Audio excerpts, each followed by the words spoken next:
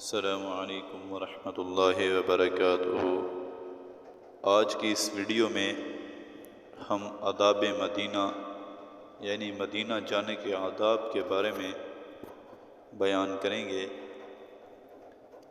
حضور نبی کریم صلی اللہ علیہ وسلم کی ذات اقدس سے محبت تکمیل ایمان کی علامت اور ہر سعادت سے بڑی سعادت ہے۔ اگر اس میں کمی یا خامی رہی تو ایمان نامکمل ہوگا۔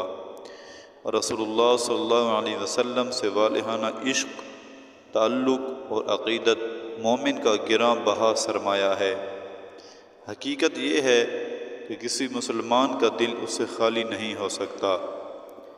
ایک امتی کے لیے یہ امر غیرت ایمانی کے بالکل منافی ہے کہ وہ فریضہ حج کی ادائیگی کے لیے ہزاروں میل کا سفر کرے، بہت سی صعوبتیں برداشت کرے، مشقتیں اٹھائے، تکالیف کا سامنا کرے، مگر ان سب کے باوجود اس مقدس سرزمین کی زیارت سے محروم لوٹ آئے، جو کائنات ارضی کا نگینہ اور نیک بختی و خوش قسمتی کا زینہ ہے۔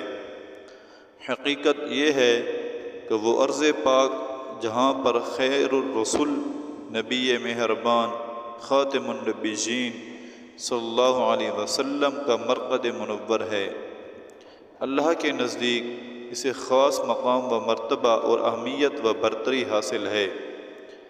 حضور نبی کریم صلی اللہ علیہ وسلم کے روضہ اطہر کی زیارت اور وہاں کی حاضری قرب الہی، روز محشر، حصول شفاعت اور دارین میں کامیابی کا بڑا ذریعہ ہے۔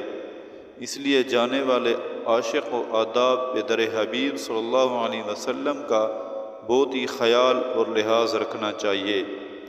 اللہ تعالیٰ سے دعا ہے کہ اللہ تعالیٰ مجھے اور آپ کو بھی در نبی صلی اللہ علیہ وسلم کی زیارت آداب اور احترام کے ساتھ نصیب فرمائے، آمین۔